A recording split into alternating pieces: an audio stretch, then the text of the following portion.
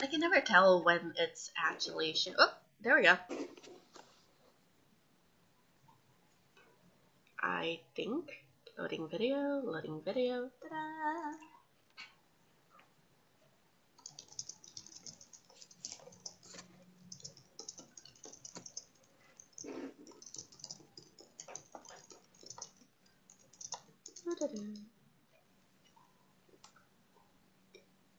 Okay, sweet. It's always a little bit weird to see my own Twitter feed pop up. I should probably have this like limited to a single window, but I keep forgetting. Oh, I am tweeting. Oh. Alright. Hello. Nobody just yet. But let's just go over like the Warzone Tiger Lily again. Like, how did you start on this? When did you get the first idea? I know when we did beta feedback between each other, you said you wrote it as a response to how infuriated you got the source material. Yeah, I started writing the War Song of Tiger Lily about 3 or 4 years ago. If by writing you mean, scribbling things in a notebook and by 3x5 index cards.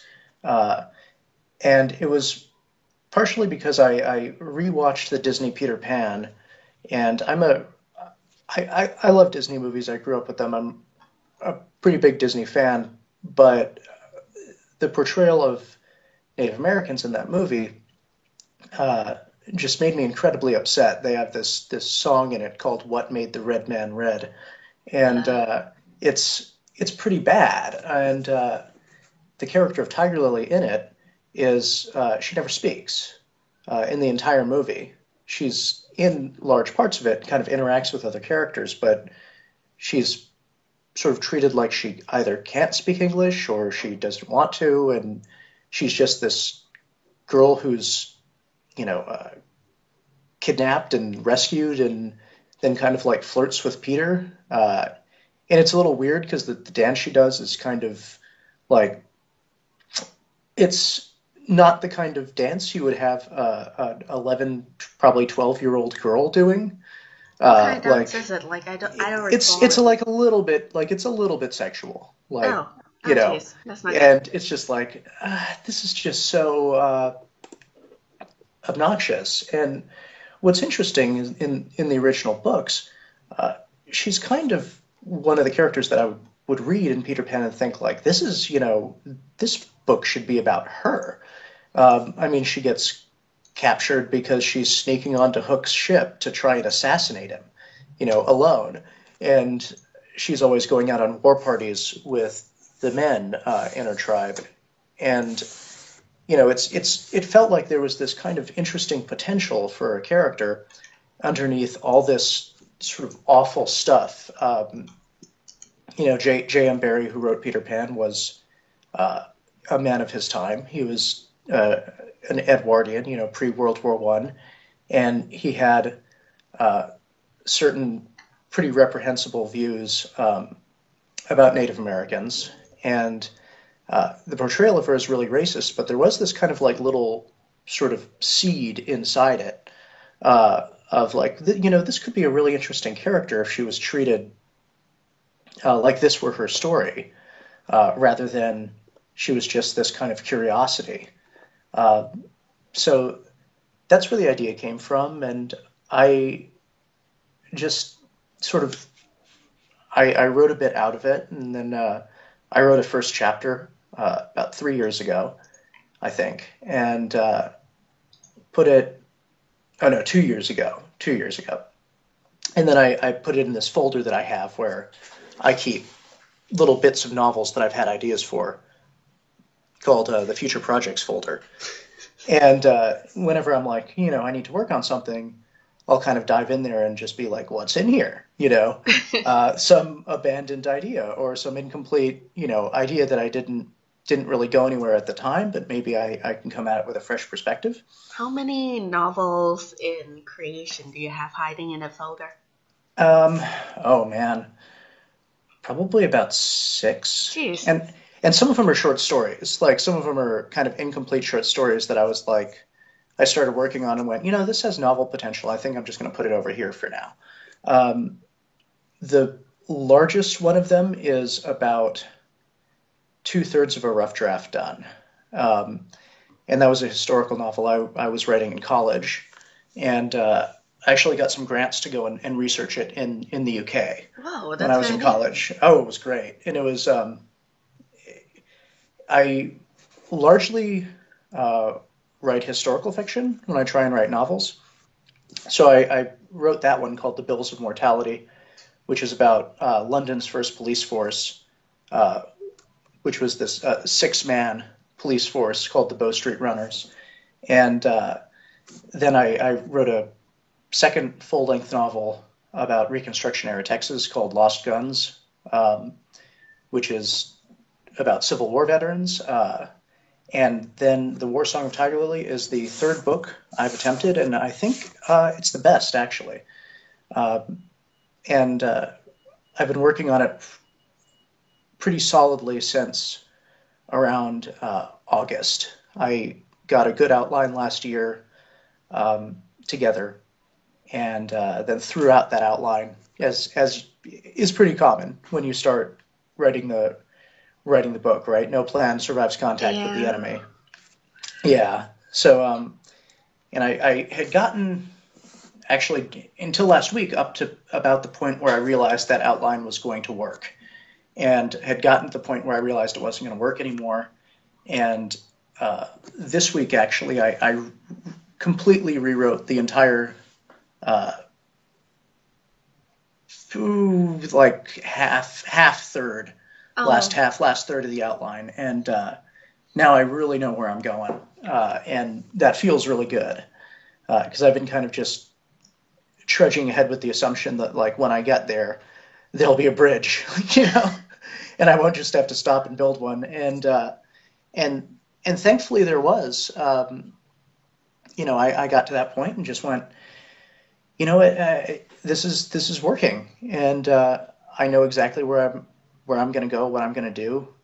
There's a chapter that I actually skipped writing. I think it's chapter 12, because I kind of knew what would happen in that chapter, but I didn't know the particulars, and it was giving me such trouble that I just went like, whatever. I'm just going to leave it. Like I'm just going to write down like a paragraph of what I think happens in this chapter, and I'm just going to move on to the next chapter because it was being too much of a roadblock. I spent like 2 days trying to hack it out, and it just wasn't working.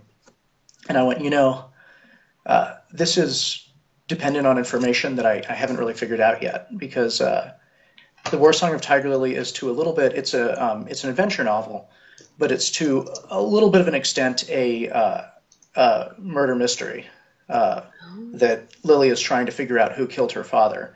And at that point, I knew who had done it, but not necessarily the particulars of how they had done it and how that made sense with all the other characters and what they were doing. And that's a lot more difficult than I thought.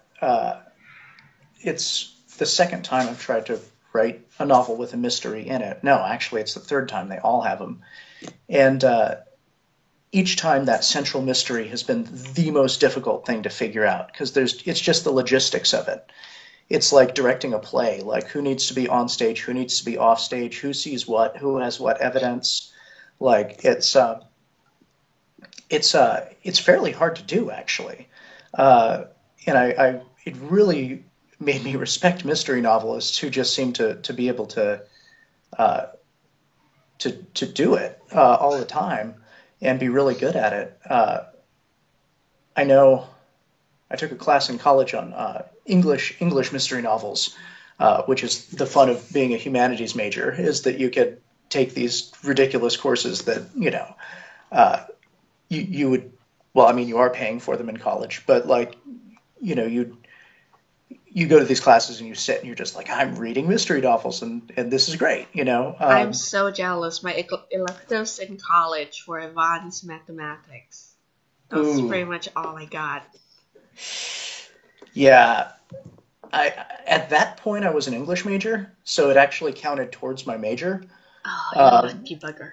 I know. And then I switched to history because I got too annoyed about literary theory. I that wasn't my strength. I wanted to write, not so I went and got a degree in history, so I had something to write about instead.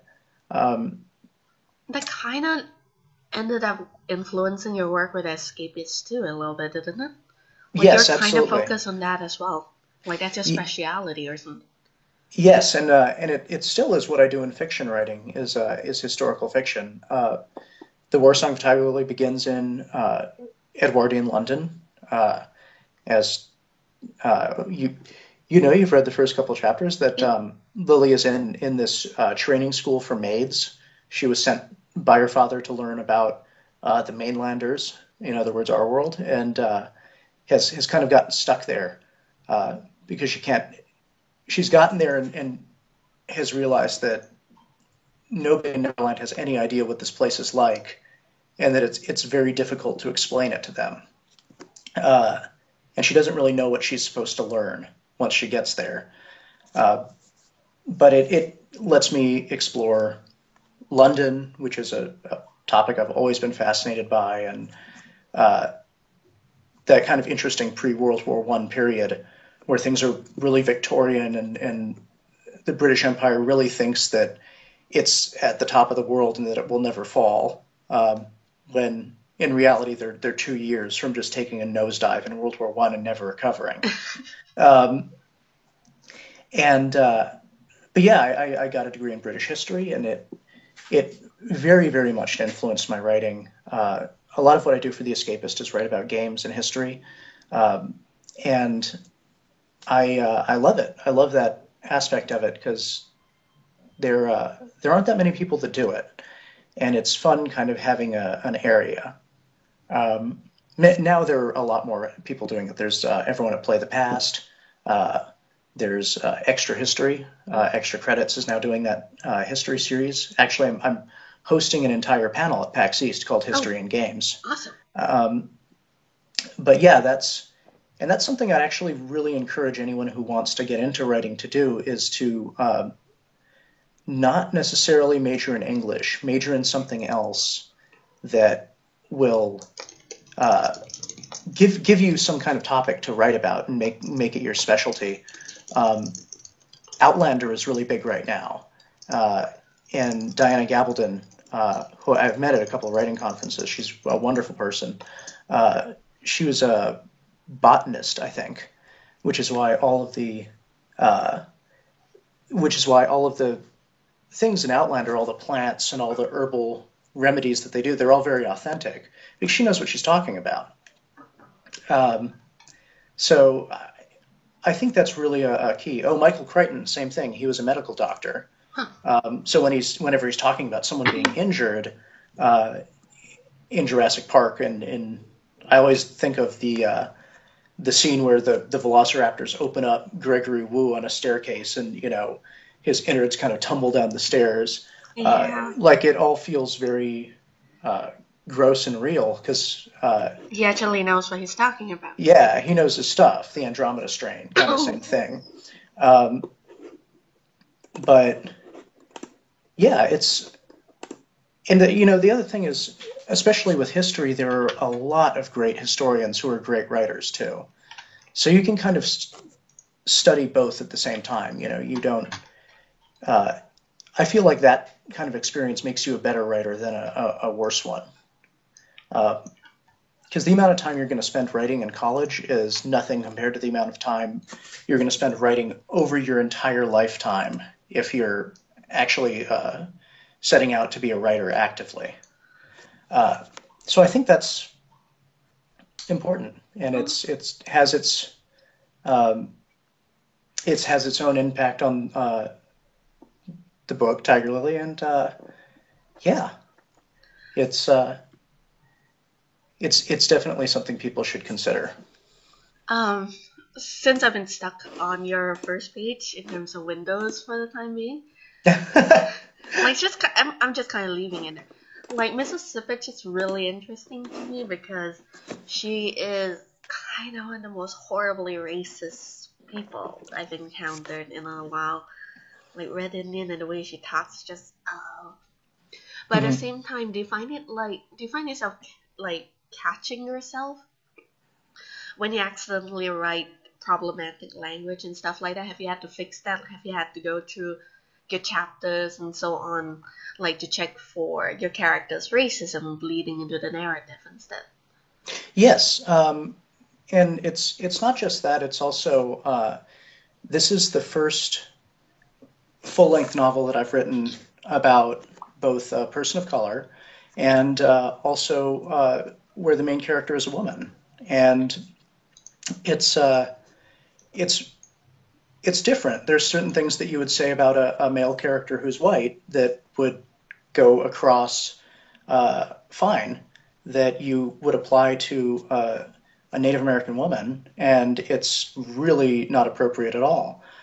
Something you pointed out was that I used a phrase, the dark girl, right? Yeah. And I might, if I put that in Lost Guns, for example, where I said, the dark man, and it's about a white character, you'd think he's a man with a dark countenance, right? He has some kind of Hmm. darkness inside him. Um, but it comes across completely differently. And when applied to Tiger Lily, and I really thank you for pointing that out. That really needed to be changed. And part of it is just being open to the fact that that can happen. And I think you're also right that the narrative is about that whole section is about how um, she is being looked at essentially um, in the Sipich home, and it's a lot about sort of the gaze, right, and her Hmm. being singled out and uh, feeling like everyone's eyes are on her. Um, and I do. I think it's actually kind of a silly thing writers do. When I was thinking about this last night, I do this thing where when the main character is first introduced, uh, you talk about them kind of abstractly and don't mention their name and kind of like hold it back like it's going to be this big reveal. But at the same time, like it's a book called The War Song of Tiger Lily. Like people who are reading the book know that it's Tiger Lily. You don't have to kind of dance around it and use you know phrases that get around using her name as if it's going to be some big reveal.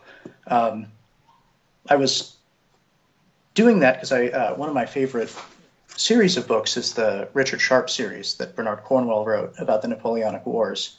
And in the first book, he does the same thing about the main character, Richard Sharp. He'll talk about like the scarred man or, the lieutenant Oh, or, I'm going to whatever. interrupt you for a sec. Bobby Lutz, the nice guy behind Tillman's and the one who hired me to do Missing Familiars, has a question. Yes, absolutely. What do you think of the Baroque cycle?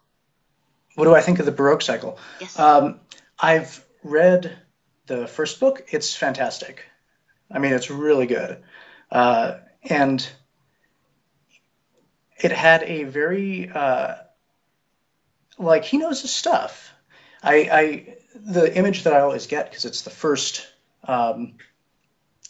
image from, I want to say it's Quicksilver, is that there's a hanging, and he's describing this noose at the gallows as a portal to another world. And what came across to me about why he really knows his stuff is that my thesis paper in college, I covered that period of Georgian era London. That was my specialty, and my specialty was religious rituals surrounding execution. That's And a morbid speciality. it was, yeah. And when I was in London, I was like in and out of medical museums and, dealing with, bits of people in jars that had been there 200, 250 years and things like that. So it was a very morbid specialty. but, Jeez. uh, uh, but what's funny is that the kind of language that they would use for the noose at that time was like that. They would call hanging someone launching them into eternity, and they would talk about like this uh, execution platform as like this portal to another world. So it just really, from the very moment you start that book, I was like, this guy knows his stuff. Like he's read a lot. Um, he's very, very knowledgeable, and Yeah, historical novels kind of like do two things if they're really good, um, and they most of them do more of one than the other. They can uh, alienate the audience in just plunging them into this world that's completely different from their own, and sort of emphasize that difference. And if you read like any Umberto Eco novel, like The Name of the Rose, that's his specialty, is just showing these worlds that were real, but we couldn't imagine. I mean, they're so outlandish. Uh, they're weirder than anything you'd read in a fantasy novel. Um, or you can go with what I like to call continuity and show how that period of time led up to our period of time and how they're really not very different. And a good example of that would be the movie or the novel LA Confidential, um, which is all about how sort of celebrity culture and um, like the LAPD's kind of problems with policing minority populations have this long, long history that didn't start at the Rodney King beating in 1990, or in the 1990s. I think it was 92. Uh, but I think that the Baroque cycle does a really good job of melding those two, and it has this kind of weird stuff, and at the same time you can see uh, how all of that weird stuff kind of led up to the time we live in. They're very good. Like I said, I've only read the first one though. Mm. I'm just going through our emails recently on my phone because I feel a little bit self-conscious switching back to my personal Gmail account because it's weird and lots of random people looking at it. Looks like you are skewing Lily's tribe close to the Lenape people. How do you pronounce that? Lenape, yeah, Oh, I got it right. Yay! yeah, yeah. The one of the real problems with Jan Berry's novel Peter Pan is that uh, the tribe, Tiger Lily's tribe in it, is called the Pickaninny tribe. Uh, And all of the names are like that. They're all jokes. Her father in the book is called Great Big Little Panther. It's all this kind of like uh, really belittling language. So I started looking at this and I was like, do I just want to throw this completely out and not use any of it uh, and just jettison all of these horrible names? Um, and I hit on the idea because there is a lake in the New Jersey area called the Picatinny. And I kind of hit on the idea of like that there was something underneath. I kind of almost thought of it like Barry was a really bad anthropologist, and like that there was something underneath there, but he just got everything wrong, you know. And because there was this lake, the Picatinny, and the tribe, or actually, it would be better to say clan, that lived around there was what we often call the Delaware Indians now. But the specific kind of tribe there were the Lenape people, who were this really fascinating society that was matrilineal, first of all. oh, There was uh, a lot of room and a lot of power given to women in the society. Uh, they were particularly like diplomats. hmm In the Lenape, they would uh, when a woman would get married, they would get married to a man from another tribe, and he would have to leave his tribe and his family group and clan and come live with the Lenape huh. in the mother's village. And actually, any children would grow up. Their largest influence uh, as a father figure wouldn't be their biological father; it would be their mother's brother. Um, and they're they're especially interesting in the sense that they were one of the tribes that, in the colonial days, allied with the United States, and they kind of like shifted back and forth uh, in as many did between the British and then the colonials during the Revolution, and there was a incredibly terrible massacre that was carried out against them by militia forces, American militia forces. And it was particularly terrible because the Lenape had been so accepting, and many had actually converted to Christianity. And because they had been so, they were diplomats. Many of them, they very much prided themselves on the fact that they were very good diplomats. You would often go and you'd get a Lenape advisor if your clan was having some kind of disagreement with another. You'd go and get one of the Lenape and say, come along and mediate this. Um, and because they kind of were open, some of their members had converted to Christianity, and they were just completely slaughtered regardless. Because there were people during the colonial days that were saying, we want to have good relations with them. There's kind of a mutually beneficial thing going on, and then there were others that just wanted to kill absolutely every indigenous person that they came across, and the whole Delaware nation kind of learned that, unfortunately, to their detriment. They sort of tried to play by the rules, and it burned them really badly. Oops, I'm interrupting. I don't know how to squeeze into conversations very well on Skype. I'm terrible at this. So sorry about that. I was going to say, I feel this is a really interesting part of the novel, and the idea that Tiger Lily is being sent out as a diplomat because this is cultural. She should be introduced earlier. Mm-hmm. It doesn't come across in the first 3 chapters, and I feel like this would be a really cool thing to put inside, just to kind of distinguish her from, the horrible original version. I think that's a very good idea, actually. Because I'm still plowing through the novel, I'm kind of still reading and still kind of discovering about how the world building aspects, right? And definitely second draft, I'm going to be coming back to add that stuff in, but I'm going to make a note of that. That's a really good idea. Thank you. But it's a lot of her conflict in the first half of the novel is that her mother was pushing her to have this role as a diplomat and sort of a wise woman, and she didn't want it because what she wants to do is fight, and it's what she's wanted to do since she was a little girl.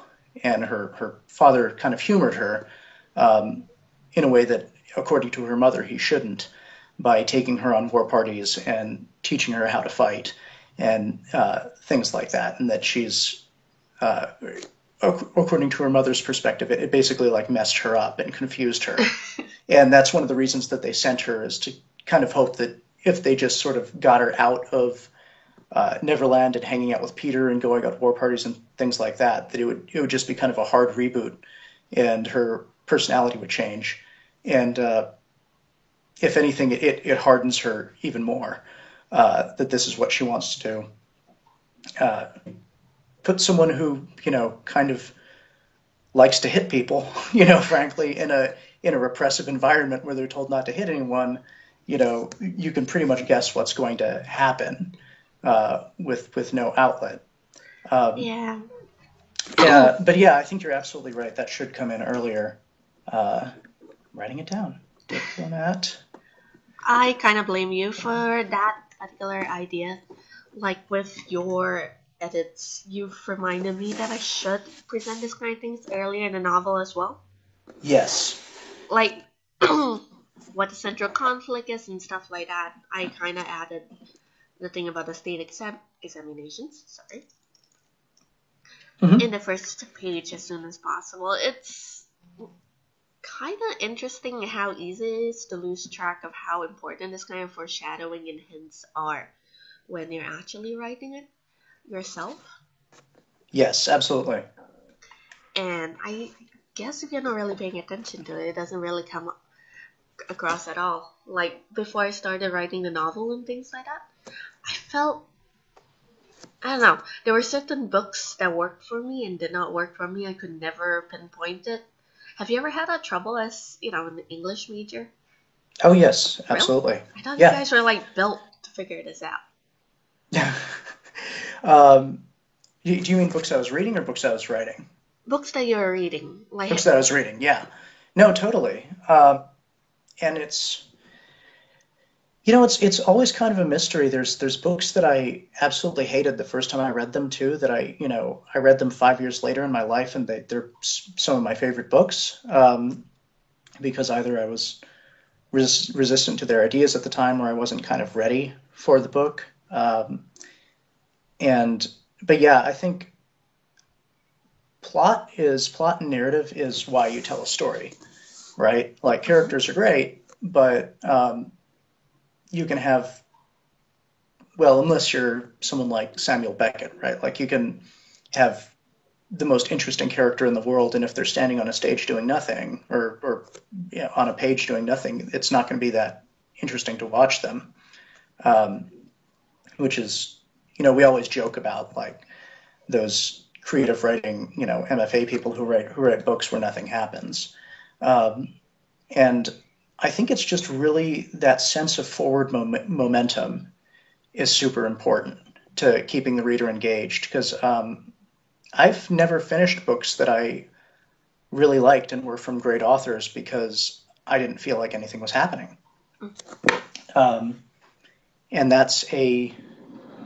uh, that's something that we have to watch out for, uh, both of us, and that's why I always do a pretty. I've learned, I've messed up in books enough times that now I do a pretty extensive outline before I write because I always need to be like, what is this scene accomplishing?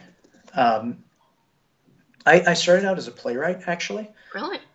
so I think in scenes rather than chapters. Um, to me, anytime someone changes location, I kind of mentally think of that as a scene change or a chapter change. Um, and kind of as a result, actually, I find it very difficult to write scenes where people are just walking and talking because I'm just so used to people being in a certain place um, from stage conventions, frankly. Um, but yeah, it's just very, very important that for me that I physically write down like what this character wants in this scene, what this other character wants, what the central conflict is, and how this is advancing the narrative. And we were talking earlier about like mystery, Hmm. and another thing that I do is because I like to work with index cards, uh, is I write evidence index cards where I just say like evidence, she finds a bloody knife, and it has a strand of a red shirt on it, right?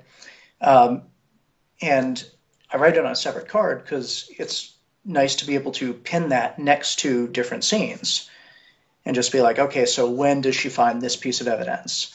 Okay, she finds it in this scene. Um, and I think with missing familiars, that uh, is something that you might think about of like just kind of just being really deliberate about when the hints are getting dropped. And the great thing about Missing Familiars is it takes place in the present day. And, there's a million different ways we get pushed information to us at what may even be an inconvenient moment, Especially right? since we're talking about a group of teenagers being the focus as the protagonist. Exactly. Yeah. So there are like text messages, there's social media, there's whatever, if someone's missing a familiar, they're going to send around a text message or create a Facebook group, like have you seen my elephant? Like um, I need to put that one down. yeah, it's so yeah, it's just being very because I find if I try and do that organically, it just doesn't work ever. It just turns into a mess because I'm too when you're writing, especially a first draft, like it's hard to see the forest for the trees or the trees for the forest. Like it's like that dark girl thing, right? Like I wasn't thinking specifically about what language I was using at that point. I was thinking about like trying to visualize this place and where this is going in the narrative. And oh my God, am I taking too long to introduce all this stuff? And people are going to get bored, and Peter needs to show up and drop off bloody clues, um, because you do worry, and you don't necessarily have to worry because you can always edit. Um, But the fear is constantly there anyway. yeah, exactly. Um, and yeah, and I think that's one of the reasons I like the idea of this stream is it kind of pulls back the veil on editing, which is frankly a kind of thorny and embarrassing and uncomfortable process because Yeah, yeah. it's all about looking at your book and seeing what works and doesn't work, but it's hard not to see that as a negative thing of I kind of, what yeah. yeah. I kind of freaked out when I let Rob check out my first draft. It was like, hey, he's editing my first draft. Oh my god, don't touch that. That is just a mess of thoughts. Yep. And I am definitely a pantser in the sense that I do have an outline for what I want to happen, but it kind of starts off as, I guess the analogy I like to use for my first draft of a first outline is I have a movie playing at 500 times the regular speed. So Hmm. all I see is this blur of stuff. So this is happening, that sort of happens. I think this is going here. And there is something in that general direction. And then the Yeah. second draft and the third draft, it's me just kind of slowing it down and going, okay, this person's doing that and that. Oh wait, what is this person doing here? Maybe they should have been there. Did I miss that? Rinse and repeat. I don't. Yeah. But yeah, Yeah. first drafts are just diabolically bad. Yeah. I mean, they're just they're a mess. They're not even making the soup. They're kind of like getting the ingredients all together and then deciding which ingredients actually need to go into the pot. Um, the the other analogy I like to use a movie analogy too, uh, which is the first draft is like the stage of making a film where you just uh, shoot all the footage, you know, and you decide later what's going to go into the movie and what you're going to cut. And that's the editing process. Are you still there? Yep, Okay, good. I had to walk to the other side of the apartment to get my reception. cell phone charger, um, and I wanted to make sure I didn't lose you. Um, yeah, it's. I mean, the first draft is about. Uh, I'm a big fan of Chuck Wendig. I love his writing blog, Terrible Minds, and he likes to say that the first draft is when you write, or writing uh, is when you write, and editing is when you make the book good. You know, um, that pretty much every first draft I think is it's It's not meant to necessarily a be. bad book, but it's not a good book yet. Not remotely, unless you're Right. brilliant or something. In case But anyone's curious, this is the Terrible Minds blog. You should read this. There are awesome stuff happening here. the other thing is uh, uh, you like you. Ooh, what? Sorry, I just saw the thing on Twitter about my reading about executions of that. um, the other thing is it's really exciting that reading back that first draft and starting to edit it because you suddenly start seeing the potential. Because when you're writing, you often can't tell a good idea from a bad one. But like when I was reading Missing Familiars, I keep telling you like these descriptions of characters are incredible. Thank You're you. really good at it. Like it's a real strength of the book and a strength of yours as a writer. Um, and I particularly like, oh my gosh, what's her name? It starts Sorry. with a K. She has the crocodile tooth Uh, necklace. Katrina. Katrina. I particularly like Katrina just because her dialogue is so fun. Um, She's so evil, though. I know, but it's like this. She has this kind of playful malevolence that I really like because it does feel very high school. Like, and that's another thing that I think is really good about uh, Familiars is that it's uh, these characters feel like they're in high school. You know, they were familiar to me from my time in high school, um, and like I could see them, um, and they were like people that I knew. And one of the things I like about Katrina is that she reminds me quite a bit of not quite necessarily that level of malevolence, but like some kind of impish girls that I knew in theater classes, because she does have this kind of like theatricality to her, um, and she has this level of affectation, which is really interesting. And I think why I mention that is I think all of your characters have that. Like they're very clearly teenagers that are kind of trying different things to um, figure themselves out, um, and are sort of taking on different, whether it's kind of extreme clothing or hair dye or uh, An obsession with social activism and learning new words. right, or May, who I also really love, who's kind of this uh, mix between Lady Gaga and like a J-pop idol. Mm-hmm. Like they're doing all this stuff that as an adult you look at and you're like, this I went through this. Like this is funny. I had the like You 2 years you where are I like Lady Gaga and a J-pop idol all rolled into one. I do not believe yes, that was me. that. Um, but I had that period in high school where I wore you know black pants and like a black polo shirt like every day for like a year, and it was terrible and I looked Oh God, awful you're a and beatnik. a little, yeah, exactly. Like I mean I was a playwright and like I write plays and look at me all in black and I live in Hawaii but I'm wearing long khaki pants all the time because I mean the real reason was because I didn't like how my legs looked, but like uh, it was total affectation. Like look at me in my steel-toed boots, and it's just such a hallmark of being a teenager. And looking back on it, like it seems like it would be irritating, but it's actually pretty charming. Um, like The Fault in Our Stars is basically that. Um, I haven't seen the movie or read the book just yet, but I have heard that it is apparently amazing and also completely heartbreaking.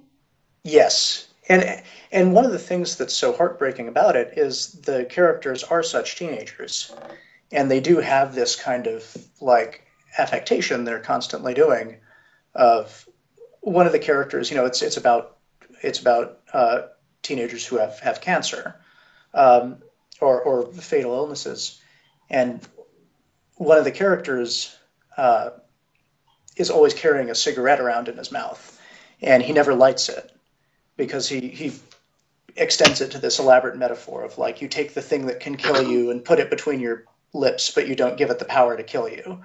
Um, and it's kind of beautiful and romantic, but at the same time, you're just like, God, that is such a like high school thing. Which is Um, appropriate because they're high schoolers.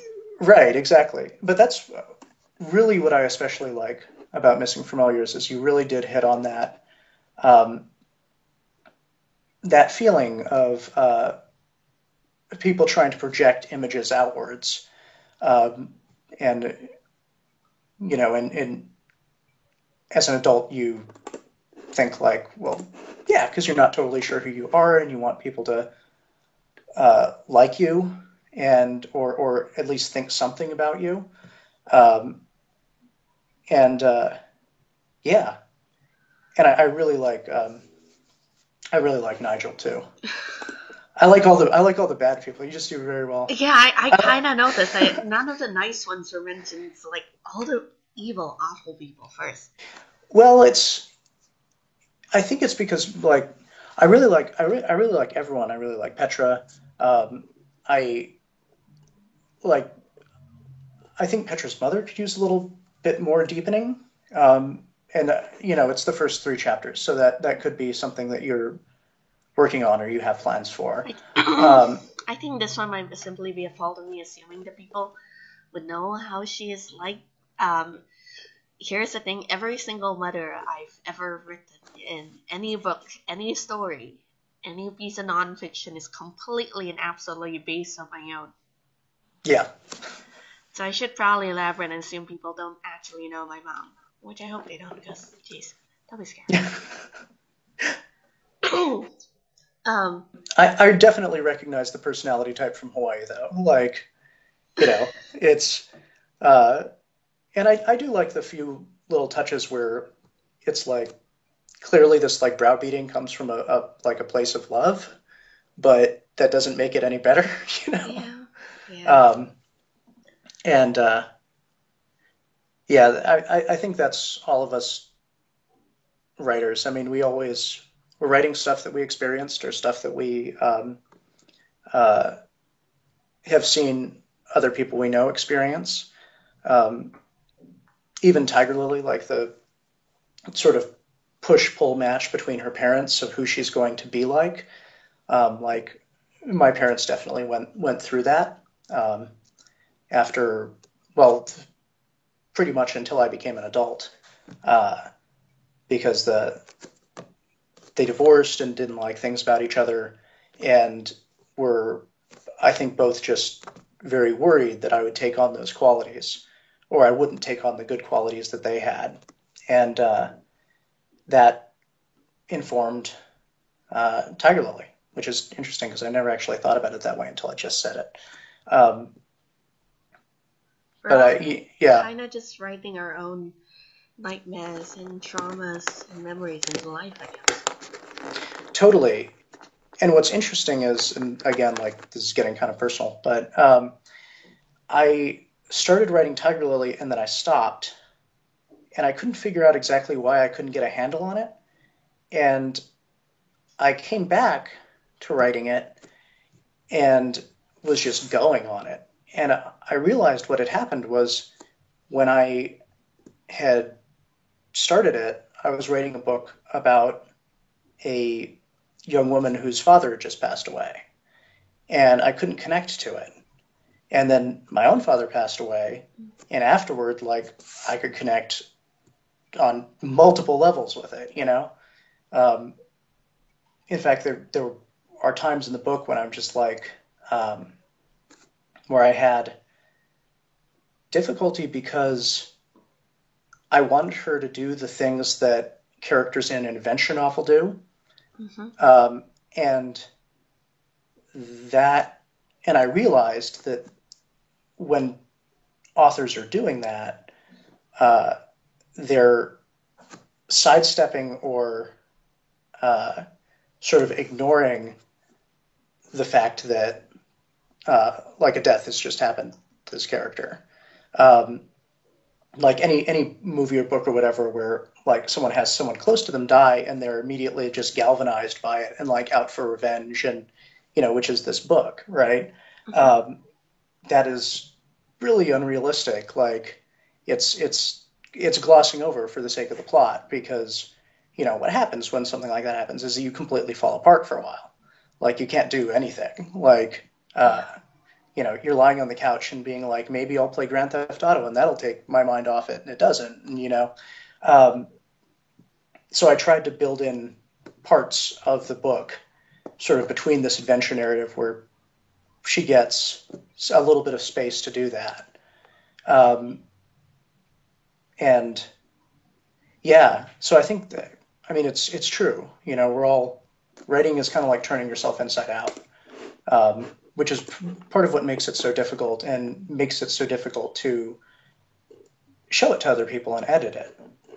Um, because it can It's be very personal. personal. Yeah, it can be very personal, and um, but at the same time, you just kind of have to separate a little bit from it and say like, I'm what I always like to tell people is I tell freelancers this a lot when I do um, like I'll occasionally do like the pitch jam or like little workshops where I'll work with aspiring game writing freelancers. And what I tell them is like editing is it is like someone cutting you, but it's like a surgeon cutting you. Like they're doing it to help you. Like it like the editor's pen is the surgeon's knife. It's not someone just like stabbing you to death. They're They're ultimately doing am it. they're amputating the cancer out of your writing, so to speak. Yeah, exactly. Like, or they're plugging up the holes in your heart chambers or whatever, where stuff is just sloshing all over the place and not doing what it's supposed to. The that's the thing about editing. You always have to remember that it's the end goal of making something better, not making something worse. And like, there's going to be painful stuff that happens in between, but you're going to be better off, and the book is going to be better off afterwards. And I one of the great things about doing that, I gave up in my entire high school experience. I gave up every Saturday, almost an entire Saturday, to a playwriting workshop. Oh wow. And it very early like inoculated me kind of to criticism. And it still stings, but it kind of, it's a this is going to hurt a bit, like kind of sting, rather than I'm terrible and I'm never going to write anything good again sting. I kind of wish that more, I guess, fiction outlets did the same thing, like provide this level of feedback, this kind of thing. It often feels that to move away a little bit from novels to short stories, it very often feels like you're sending stories into an abyss when you're sending out short stories. Yeah. And Yeah. it's kind of weird, like coming from a nonfiction perspective, where I'm sure you've had editors that just kind of return a feature or a review, and it's like 3/4 of this is just someone's notes, and you're like, okay then. Yep. Yeah. Um, I worked with Susan Arendt for a long time, and Oh, she that's is, scary. yeah. Well, it's funny because people say like, oh, Susan's scary, and I've never found her scary because whenever she's telling you something, she's telling you very honestly, and it's always to make the work better. Like she's never telling you something just to, as an aside, or it's always because she wants to get the best article out of you that she possibly can, which is really admirable. And it's why, even though she's very tough on writers, like that's why people like her. Um, but it's yeah, it's really like someone that can edit you well and is willing to tell you the truth about stuff and just be blunt is absolutely the best friend a writer can have. Definitely. Um, and that's, I think, a lot of the frustration that comes from submitting short stories Yeah. is that you get one line. Usually, it's just, We're sorry, this is not a good fit for our magazine. Please try yeah, again. exactly. And what does that mean? you know, Mhm. um, it, does that mean that they this story is too dark for their tone? Does it mean that it physically is a little too long and just won't fit in that issue that they're looking for? That can be frustrating. Um, but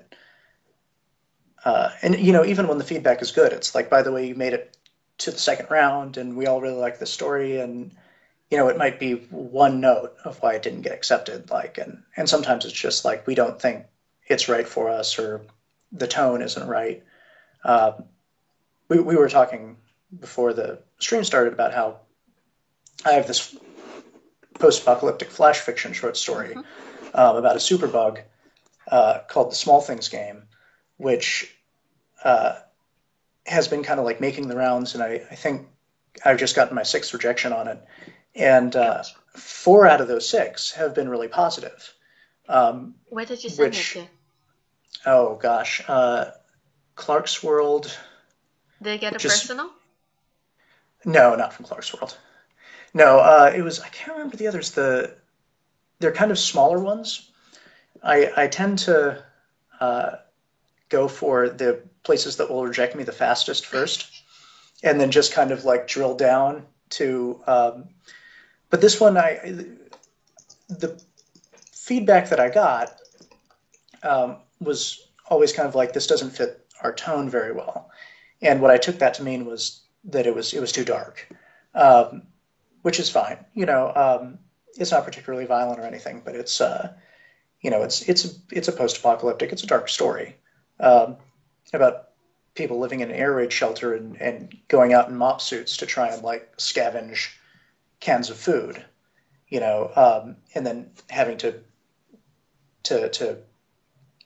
uh, uh, sterilize everything that goes outside and not bring it into the shelter because the bug can live on anything. Um, uh, so I'm now kind of doing a second round where I'm sending it around to uh, Smaller different. magazines? Sorry. To smaller magazines? Smaller and magazines that kind of specialize in dark fiction. Um, so yeah, we'll see how that goes. Who would be your like preferred magazine if you could have somebody accepted on the second round? Like, Ooh. where would you love to see it? Um, the kind of my new this story wouldn't be right for it. I might send it into um, one of their like sister publications like Pseudopod, but sort of my new brass ring is I'd say about 5 times a week I listen to Escape Pod, the science fiction podcast, and they just have a really interesting range of it's essentially like a weekly audiobook Mm. science fiction magazine. How are And their like readers? I'm sorry. What are their readers like? I know there was a drive for this is a publication, Podcastle, to have a Yes, diverse set of readers and accents and so on. Is it the same with Escape Pod? it is. That's their sister publication. The Escape Pod, which is science fiction, and then there's Podcastle, which is fantasy, and Pseudopod, which is horror. Um, and it I think it tends to be a little more boundary pushing horror, which is why I kind of hesitate to send the Small Things game in because it's not straight horror and it's definitely not hardcore horror, Mm-hmm. but uh, as of right now, I only listen to Escape Pod, but they just have this really wonderful um, diversity of stories that come out of it. I mean, it's you know, I listened to one a couple of weeks ago that was about a teenage girl who had an artificial intelligence implanted in her brain that helps her kind of multitask and do all Huh. of the things that we do with a smartphone in her own head. But because uh, her mother has not allowed her to essentially take the blinders off and let the AI do all it can do because she feels she's not old and mature enough yet for it. But her friends all have got this like free reign, but she's still in a place where her mother can basically like block her interactions if she gets grounded or something like that. So you'll have something that's very social and small like that, and then the next week, and I must stress that I'm not exaggerating this, it'll be about a space crab warrior monk.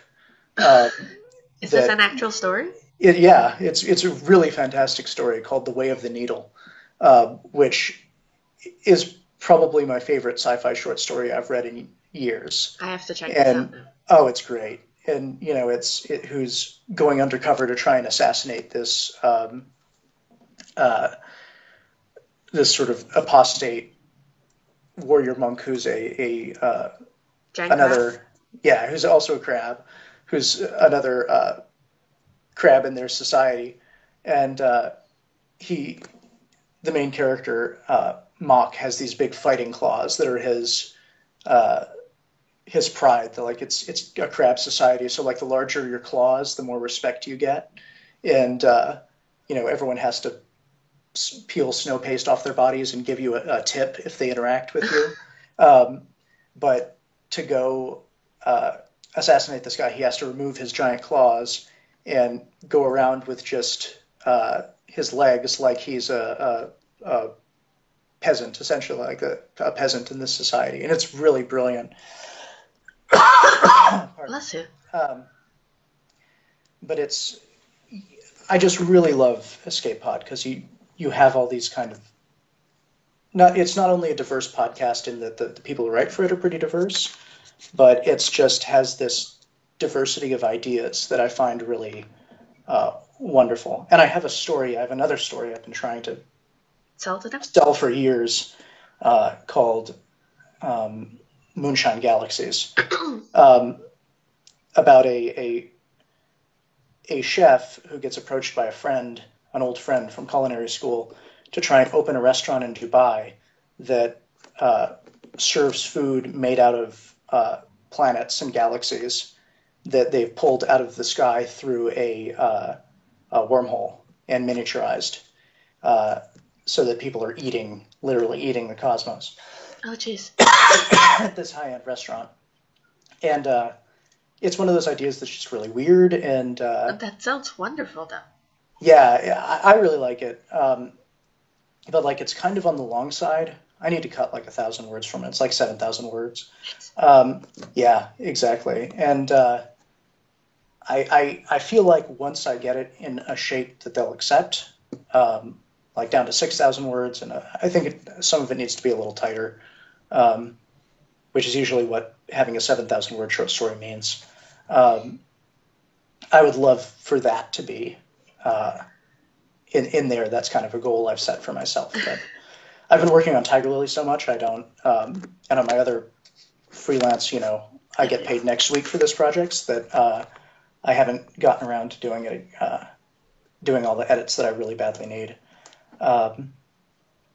But so I want to ask you about a couple of things about Missing Familiars. Yep. And I wanted to, have you given any thought to the note on the Python familiar? Let me look up. Where did I leave it? Because there's a really great teacher. It's on page 15. There's a really great character, Mr. Freudenberger. I have a full list of everyone's pet name for him. I'm actually keeping it and trying to make sure I never repeat anything. His familiar is a big python named Tochi, or Toki. Toki. And I really love the scene where Toki comes out, but I have like two issues with him. The first is that, and this is like, you can totally throw this out because, it's fantasy and imagination is great. And, I was in the Amazon last summer, and Amazon I saw the company or Amazon the Amazon? Amazon, the Amazon rainforest. And I saw a wild 7 to 8 meter anaconda that had curled up in a big snarl of trees in the river. And so we're talking, a 21 to 26 foot anaconda. And that's about how you describe Toki as being about as big as. And a snake that big is just so massive. I had a hard time imagining it in a classroom because it was about as big around as a small tree, like a little bit bigger than a dinner plate. And I kind of had a difficult time imagining him coming out from under a desk. That's kind of the smaller issue. Like I don't really care about that because it's. But the other thing is, I think the snake makes Freudenberger seem a little too much like Professor Snape from Harry Potter. Because he kind of has that like hard, authoritarian thing going on. And he's blonde, which comes in later, which kind of breaks that a little bit, and he's a little softer later on. But when he first started talking, I felt like, okay, this is kind of like a Snape-like character. And then there's this giant snake that comes out, and I was just like, now I'm getting the kind of Slytherin vibe a little too much. I never actually thought about that, believe it or not. Yeah, again, it's one of those things of when you're writing, you're saying the forest for the trees and the trees for the forest, and but that's what I got because it is like kind of a wizard school, and he does have that kind of like hard, you know, exterior where he's telling the French exchange student that her religious ideas are wrong. Um, so like I which I like that detail, by the way. I like the fact that there's like some religious conflict um, in here because I also majored in religion, and I always feel a little weird in fantasy novels that there isn't as much of a sort of a plethora of opinions about religion. Um, It's actually one of the first things that came out while I was drafting out Missing Familiars. Like, so Rob has sort of already built up a world, and the moment Encodemancy entered the world was when human beings kind of made a pact with the natural world to allow, like, for interaction. So magic and codemancy and stuff like that. And I figured if codemancy was going to be based on programming, kind of would be interesting to have it kind of take place when Charles Babbage and Ada Lovelace kind of worked together on the first computer. mhm. So, and then you have the fact that Lord Byron, like Lovelace's dad, kind of went insane, and Mhm. Lovelace got um, obsessed with mathematics and stuff. So I figured it could be this weird thing where Brian kind of started sort of being able to sense and feel the natural world. And he every time he creates poetry and he uses something that has rhythm and cadence and shape, he barely almost touches it, but words are not sufficient. And in this world, like all these energies are channeled through like mathematical formulas almost and just, well, essentially programming, and Lovelace kind of gets into it. But the point of that like really roundabout thing is if if like in the real world we discovered something that's the equivalent of magic maybe 200 years ago, somebody is going to start a religion, a cult about it. Mhm. It is pretty much guaranteed that somebody's going to find it as evidence of the divine. Yeah, And it didn't make sense to me not to have religious conflict as a result of that. But one of the things I'm worried about is making religion seem really silly. Like I would like some of them to be a bit of, well, extremists, but for it to just mainly be this part of people's lives. So this is one of the big things I'm trying to balance. yeah, and it's well, like you said, you do have to be careful about that kind of stuff, but I like that it's in there, and I like that you're playing with it because anytime I read a book that doesn't do that, I always feel like it's a dodge. That someone's just kind of like going, and you know what? Let's just not deal with that. That's another kettle of fish.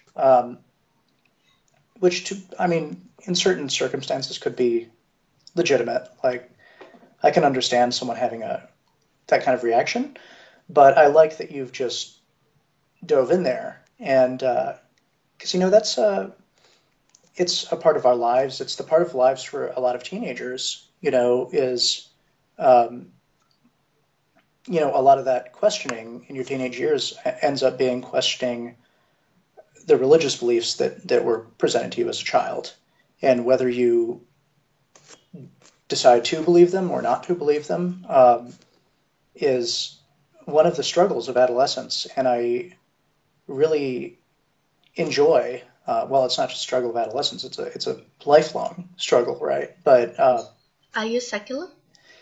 I grew up religious. I grew up as a liberal Protestant. Mm. Um, I majored in religion. Uh, I double majored in European history and world religion because when you grew up in Hawaii, you don't grow up like straight one thing. You might have a church you go to, but you have lots of friends who are Buddhist or uh, Jewish, or uh, you're constantly playing with kids that you go over to their houses and there's a Shinto shrine to their grandmother in the corner, and that's very normal. So I grew up in a place where a lot of religion was around, and a lot of the folklore is very uh, uh, is mostly based on Hawaiian and Asian Huh. spirit belief systems and mythology. So uh, I grew up believing absolutely in the Mujina, the faceless Hmm. ghosts that scare people on the road, because there was one that haunted a drive-in theater in Hawaii that everyone knew the story about that, and that when that theater got, because it was next to a graveyard, and when that theater got demolished, it moved to Kahala Mall across the street, and people would see it in the girls' bathroom, uh, and so this kind of like there's this kind of spiritual slush pile of beliefs that I grew up in, um, between straight religious beliefs and sort of popular mythology of Hawaii. And I, I'm like I don't regularly attend services, and I don't really like the phrase "not religious, I'm spiritual." But I would more say that I'm open to things, but right now I'm, especially because I live in Hong Kong, Hmm. I'm really more interested in looking at other people's spiritual beliefs and seeing what I can learn from them. And if I can understand something about them that sort of enlightens my own view of the world, even though if it might not necessarily be a religious view of the world, but uh, I think there's a lot of wisdom there, and I have a lot of respect for people who are deeply religious, provided that they're not harming other people in doing so. Or Um, being awful about it. exactly, which I would consider harming people. Like, you know, uh, I think it has a place in society, and it. What I like to tell people is I'm like 98% secular. Like, if you strand me in the middle of a rainforest in Hawaii at night, like it really is like a no atheists and foxholes situation. Like, all the stuff that I It's absorbed as going a to come kid, back. yeah, is going to start preying on my mind. I'm gonna start worrying about Kupio, the cannibal dog man, coming after me. I need to read So up on it's Hawaiian mythology. Cannibal Darwin sounds amazing. oh yeah. There's a great series of books by a guy named Glenn Grant, who was a local author in Hawaii, and he collected like the folklore of Hawaii, the popular folklore, the kind of uh, stories that like students tell each other and things like that. And it's really fun and really fascinating. And I, the second book I'm trying to write this year, which you read a short story Hmm. I wrote up, is about teenage spirit medium in Hong Kong, and it kind of ropes in a lot of that kind of stuff and deals with it because I find it very comforting to like be in a place that so clearly believes in ghosts. Um, Not necessarily because I do believe in ghosts, but I just really like ghost stories, and I kind of like even thinking about it logically, like I would really rather live in a world with ghosts than one without. Um, Simply because it's more interesting. yeah, because it's more interesting, and I think to a certain extent it's more fun. Um, and I think it speaks to, like a lot of beliefs, I think it speaks to something very deep um, in human nature. Uh, and especially because, we've all at one time or another confronted death, whether it's friends or family members, or um, been in situations that were dangerous for ourselves. And there is sort of this other side of the sort of belief side of us that is comforted or enjoys indulging that possibility. Um, and like I do it pretty consciously, but I think if I just decided not to do it anymore, like I would uh, not enjoy being alive as much, basically. Yeah, So I wouldn't necessarily say I'm particularly religious, but I think just belief in general has a lot of value to it. Um, complicated, but I think I understand where you're going there.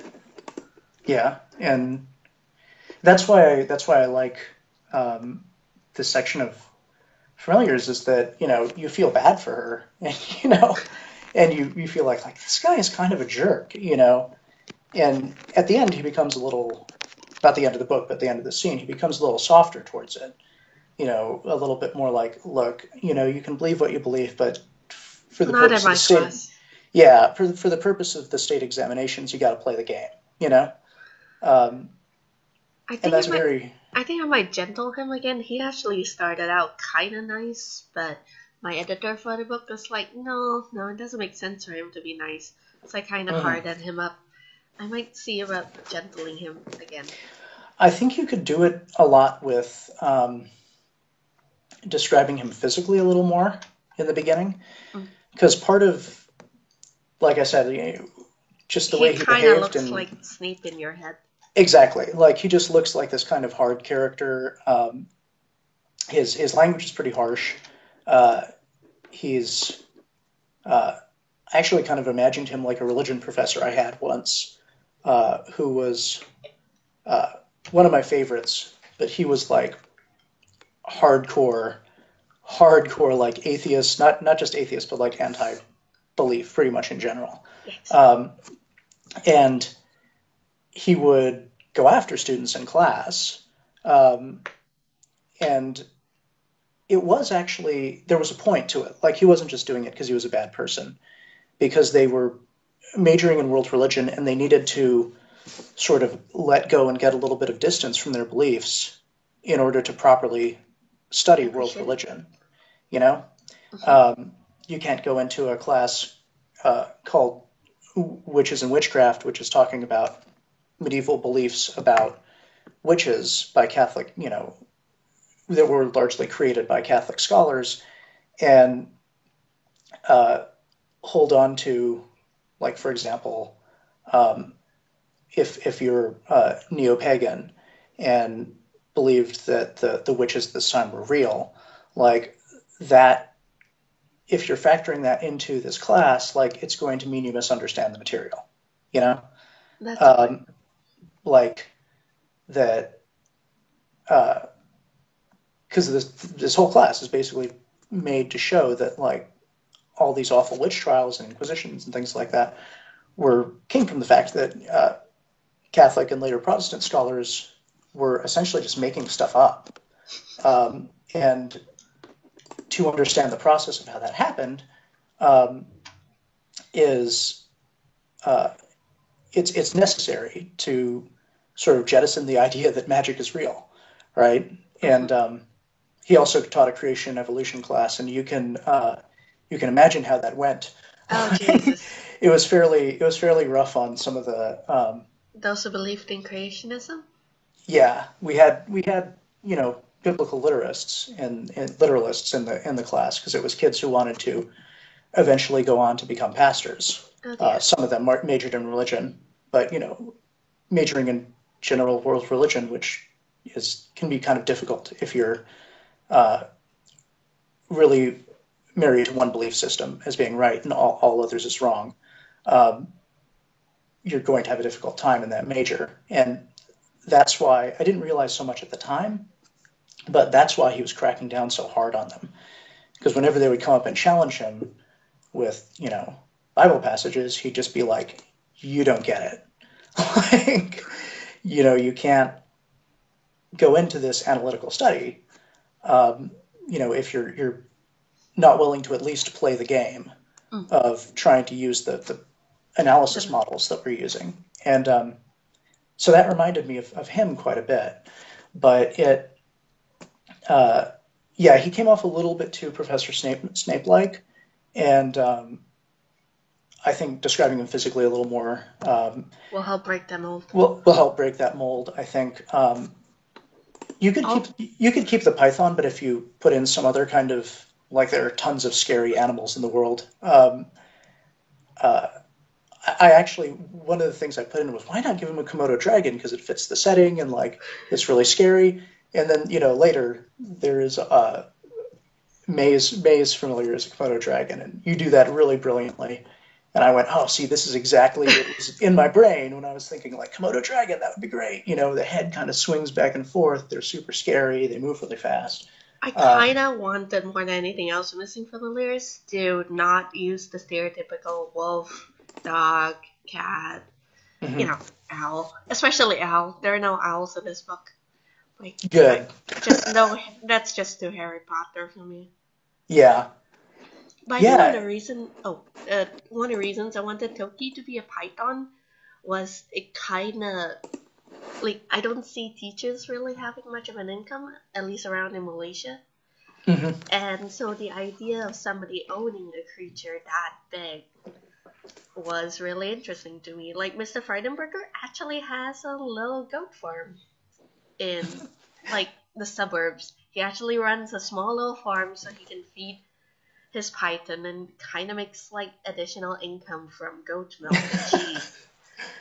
Because I think that's one of the weirder things that books don't really deal with. Like Harry Potter makes owning an owl seem amazing, but it doesn't really go into detail about you have this issue and that issue, and they're going to wreck your house, and big scary claws and all that. And I'm trying to make sure that Missing Familiars like really hammers home that a lot of these creatures are just terrible to work with. Worthwhile if they're familiar, but they're still big scary animals.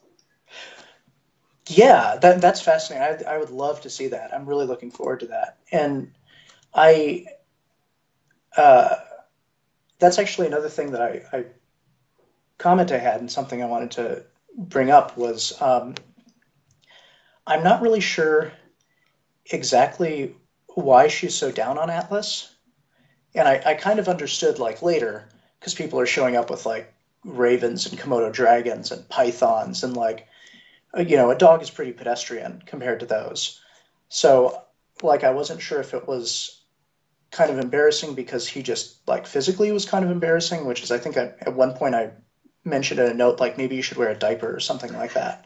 Like because that then it's just kind of like I didn't really understand when her mother shows up to give her Atlas why she's so embarrassed. Because like if my mom showed up with my dog at school and my dog was jumping all over me, like it's like whatever, like my dog loves me. I don't. Um, now that I'm living away from my dog, I whenever I see a dog, at a bar or something like that, people in Hong Kong like take their dogs everywhere. You'll see like little terriers like sitting in people's seats in restaurants with like plates in front of them with food on it. It's really strange. What? But Really? yeah, well, I live in a kind of expatty area, so it's the French mostly. Like the Oh. French will go to like a bar and have their dog sitting next to them. Um, but uh, like I didn't really get why that embarrassed. Yeah. Uh, her mother is difficult, you know. Um, and at one time I was like, you kind of go into a little bit how Atlas is a little physically like gross. He has kind of like a mangled ear, and he slobbers a lot and like kind of pees himself every once in a while. Like, which honestly, I think my favorite description in the whole book is that section where they start talking about going outside and Atlas gets so excited he pees himself. Because I've seen dogs do that. Like when my dog was, uh, you know, 14 years ago when he was a puppy, or more like 15, 16 years ago. My dog is really old. Like that would happen all the time. Because it'd be like time to go for a walk, and he got so keyed up for it, he just started peeing all over the floor. Um, but uh, I think you might want to bring in a little earlier that it's kind of like a class thing. Like, because I also wasn't sure how people got familiars. Like, if you go and buy them, or there's some kind of like government lottery, or it's like Harry Potter where they just go to like a pet shop and the familiar chooses them, not the other way around. like it is with wands in Harry Potter, or what. And the further I got into it, the more it was clear that kind of like this is what this is the familiar they can afford. That she's like, the kid who has to play hockey and kind of like the busted up, sports equipment because it's expensive. And that made like a little more sense that there was this like class thing built into it that she found it embarrassing, not because the dog's embarrassing, um, but because it signifies something larger. And then there's she wants a bird because she wants to be able to fly. Um, and there's that component to it too. Um, But but it should be introduced actually, earlier. yeah, Sorry. I think that stuff should come in a little earlier, basically. And I think the fight with her mother should have something at least alluding to her father. Um, and I think the fight should be over Atlas, the school in Atlas. Like, because this is the other thing, like, she wants to go to Lovelace, but she's not doing what she needs to do to get there, which is to bond with Atlas. And she tends to kind of blame, Petra tends to blame Atlas for that a lot, or say that she doesn't need him, or that she can scrape by, which, like, I was that student in high school. Like, I passed Algebra 2 and was able to graduate because I shoved a giant stack full of late homework under my teacher's door. I mean, I really was that kid. Like, I was doing more interesting things outside of school, so I didn't study, and I decided homework was for other people. And I knew that my family could never afford to send me to like NYU or somewhere, so I was just like, well, if I'm going to go to University of Hawaii, I'm going to go to University of Hawaii and Hmm. kill it when I get there. But I don't really see the point of trying to get a 4.0 grade point average if like this isn't gonna. Get you I'm anything you yeah, wanted. get me anything I want, which was dumb because I could have gotten more scholarships and stuff like that. Yeah, but Um, teenagers aren't really at the age where they ponder all that. Yeah, I get it. exactly, and that's where I was going is that like I found Petra's kind of blame shifting um, very realistic and familiar, um, but also kind of frustrating because I like Atlas a lot, and I started to get really annoyed at Petra because I was just like, man, and especially when she does the test and like he kicks ass, like he's a tough little dog, and well, I guess not too little. He's pretty decent size, but like he's a tough dog, like he's a fighting dog basically. Um, and I was like, this guy is cool. Like I'm even more annoyed now. Like clearly he's totally useful. Um, and if she concentrated, she could like really do well with this dog, which is part of the point, Yeah. obviously.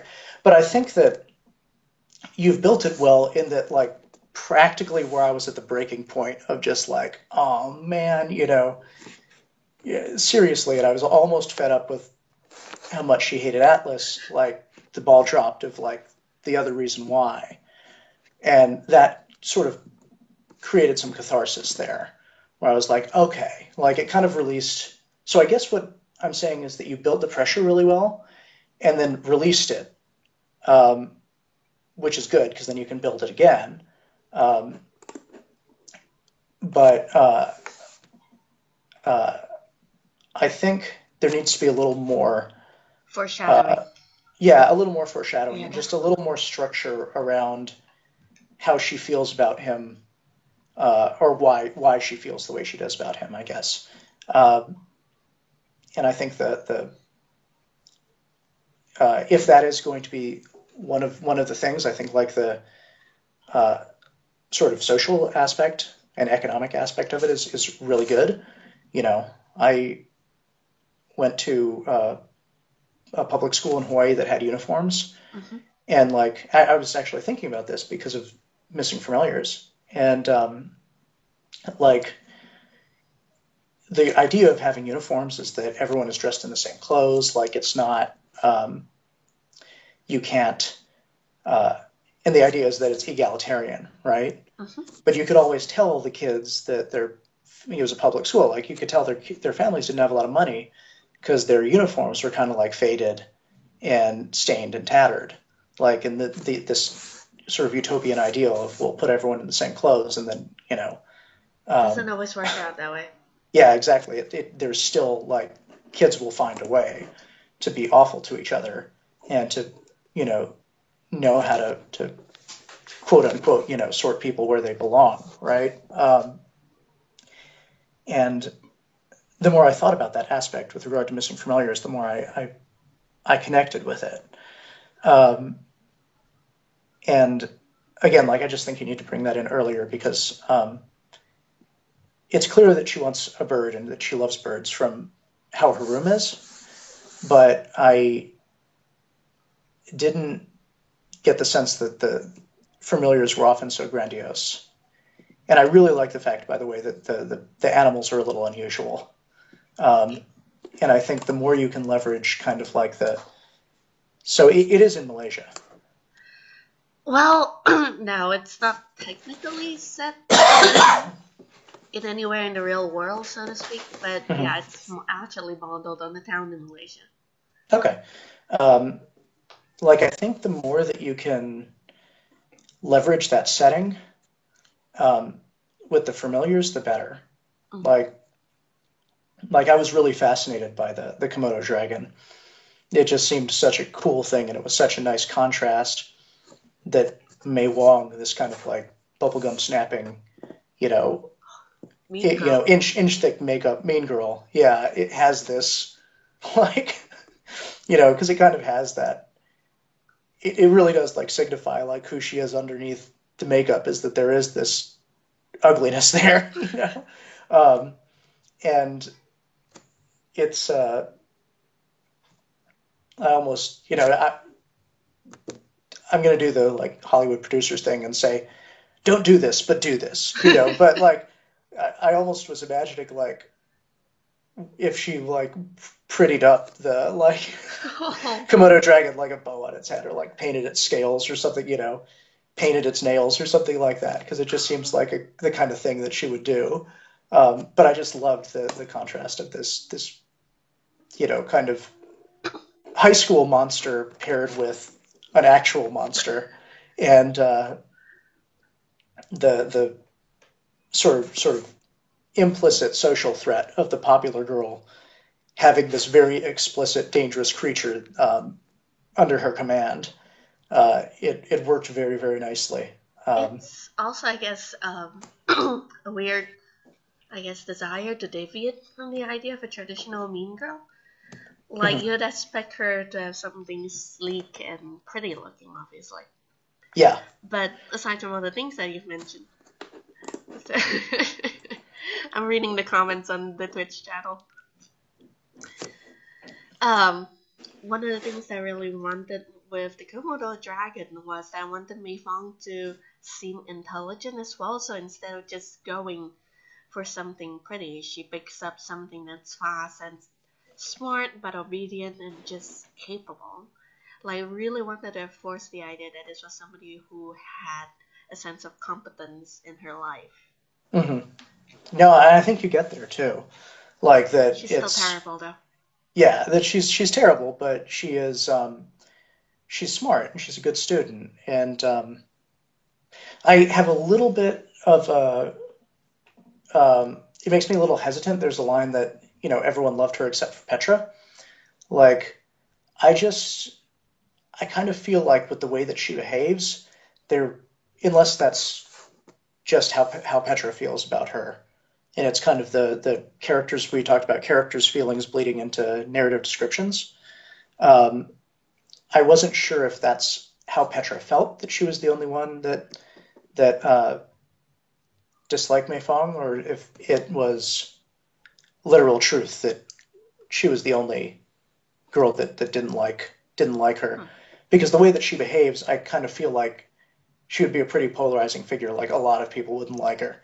Um, I thought about, and this is terrible because this girl was really wonderful. Um, there's a there's a girl I went to school with who was in all my gifted and talented classes, and whatever. And she was, I mean, she was the valedictorian of my high school. Like, she was Mm-hmm. brilliant. She was incredibly gifted.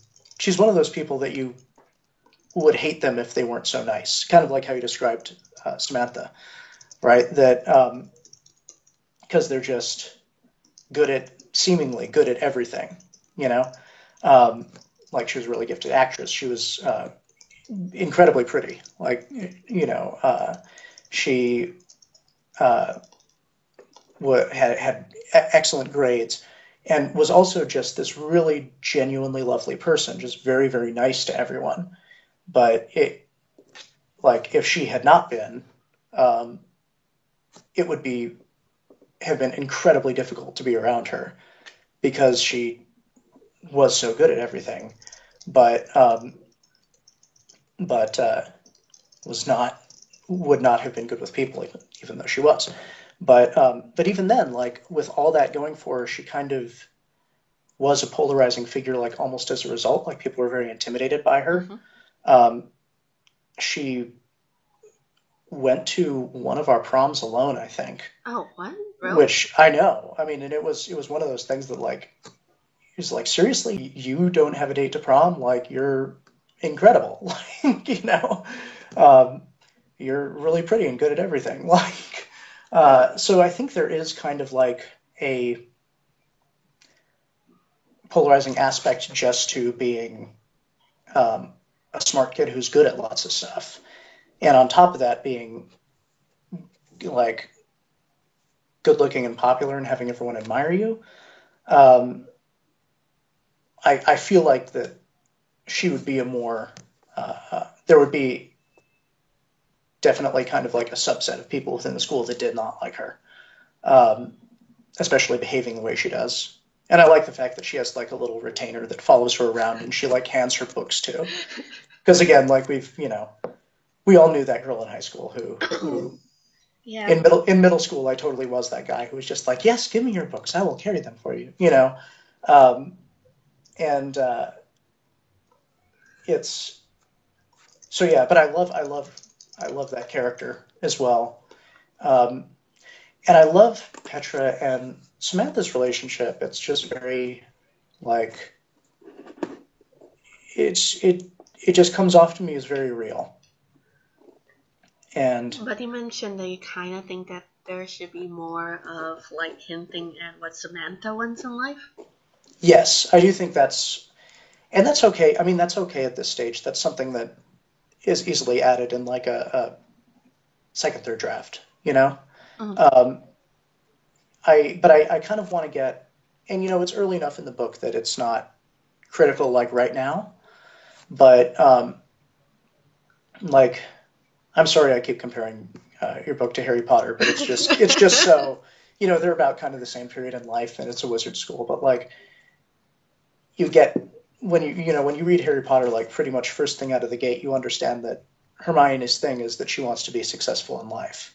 Like, she's smart and she's a hard worker, and she just wants to, you know, she wants to get good grades and she wants to succeed. And pretty much everything she does in the series is colored by the fact that she's very success oriented. Um, Even when she's doing things like trying to beat Voldemort, like she's in. Uh, Ron, on the other hand, is very clearly like he just wants to fit in. Like, he can be kind of a directionless character in some ways because he just wants to be liked.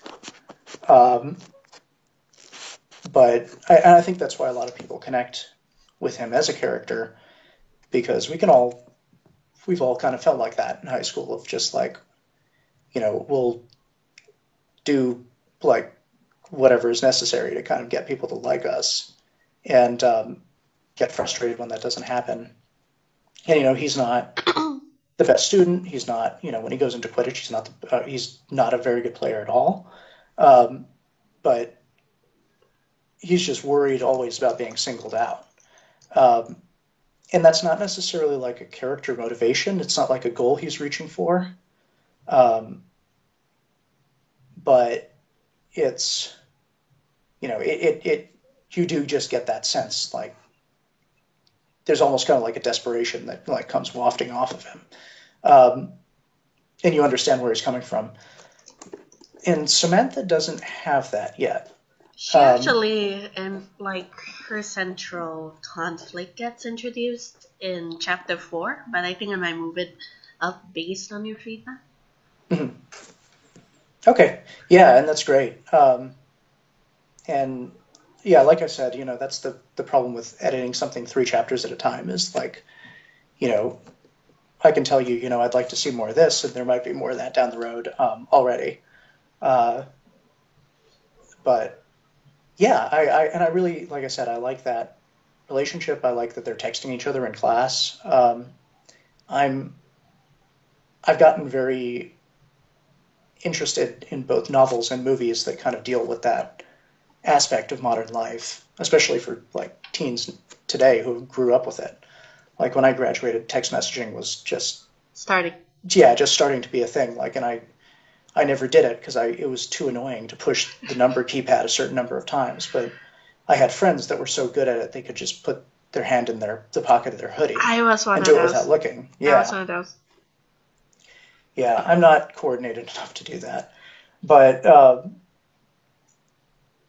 in that I like that aspect of it. I think it's really fascinating and opens up a I lot of cool narrative avenues. I'm going to have to cut this short though. I have to get ready, get out of the house to go elsewhere. But thank you for coming on the stream with me. Oh, absolutely. Look forward to doing it again. Thank you for having me. Sweet. Thank you everyone else. Bye. All right, bye.